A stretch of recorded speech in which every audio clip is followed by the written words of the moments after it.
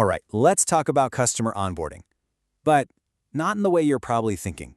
As some boring checklist you just have to power through. No, we're going to completely reframe it. We're going to look at it as your company's secret weapon for building real, long-term partnerships. So let me ask you this, and be honest. Is your onboarding process actually costing you customers? It's a tough question, I know, but think about it.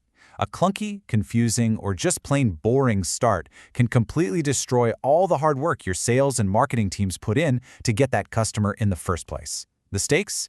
They are incredibly high. And look, here's the proof. This is a huge number. A staggering 86% of people say they are way more likely to stay loyal to a business that actually invests in a great onboarding experience, one that welcomes them and, teaches them something. This isn't just about damage control or reducing churn. This is about proactively building loyalty from the absolute first moment. So let's get real about the hidden costs of getting this wrong. Because poor onboarding, it's not just a missed opportunity. It's a direct hit to your bottom line. It's customers walking away feeling confused, ignored, and undervalued. That's a real cost. And this right here is the absolute key. We have got to stop thinking about onboarding as just a feature dump. Here's button A, here's menu B. Nobody cares. It is a carefully designed journey. A journey with one destination, getting your customer to that first incredible aha moment. That's the instant they truly get the value of your product for their specific problem. Now here's where things get really interesting. The absolute best onboarding. It doesn't start when the user first logs in. Not even close. It actually begins the second deal is closed. The foundation for success is laid in that critical handoff from the sales team to the success team. For that handoff to actually work, there are 3 pieces of information that are completely non-negotiable. First, you absolutely have to know why they bought. What was the specific pain point they're hoping you'll solve? Second, you need to understand their business goals. What does success actually look like for them in, say, 90 days? And finally, you've got to know who's who. Who's the champion? Who are the end users? Who's the economic buyer? And this example from Asana just perfectly shows the power of getting that handoff right. Just imagine you're a new customer. You get on that first call, and the very first thing you hear is your own goal repeated back to you. That immediately tells you, wow, these people were actually listening. It builds instant trust, and it shifts the entire conversation from a generic welcome to a real strategic partnership from minute 1. So this brings us to a core strategy that you have to embrace. One size fits none.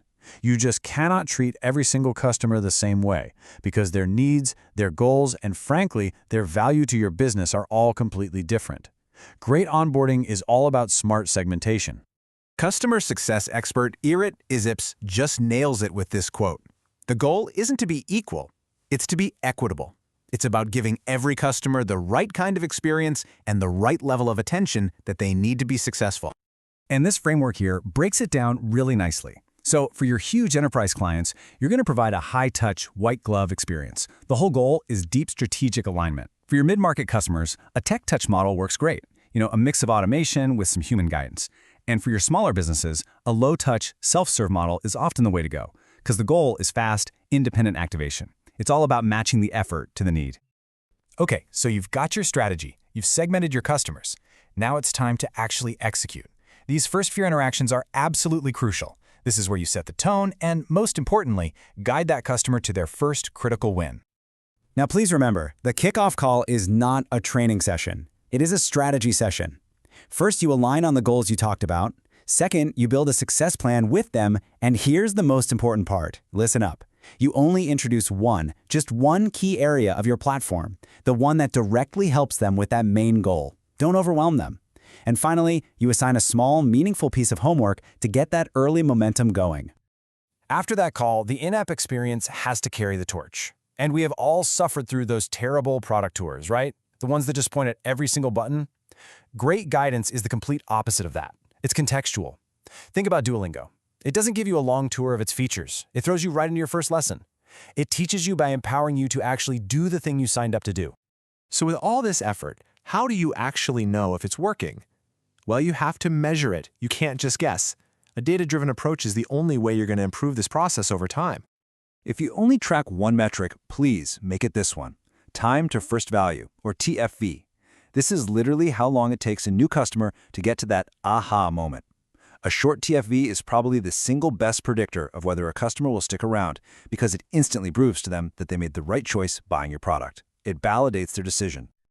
Now, beyond TTFE, you'll want to keep an eye on a few other vital signs. Your product adoption rate. Are people actually using the key features that you know lead to success? Onboarding milestone completion. Are they hitting those guideposts you set up for them? And of course, their overall customer health score. Together, these things paint a really clear picture of how effective your onboarding really is. All right, let's zoom out for a second. Let's move away from the tactics and the metrics and talk about the philosophy, the mindset that really ties all of this together. This is about changing how your entire company thinks about new customers. And in this crazy world of AI and automation, never ever forget the power of a real human being. A study from PwC found that 82% of consumers actually want more human interaction, not less. This just goes to show how incredibly valuable a great CSM is. Someone who listens, who celebrates their wins, and who builds a genuine relationship. So the big takeaway here is this. We have to stop treating onboarding as some kind of phase. It's not a thing that just starts and then ends. It's not a box you just check off on a list. It's a mindset. It's a culture that has to exist across your entire company. A mindset that's built on empathy, on really putting yourself in your new customer's shoes and guiding them to success because you genuinely care. And when you get this right, when you build that foundation of partnership from the very first hello, it becomes so much more than just a process. It becomes your single greatest, most powerful competitive advantage.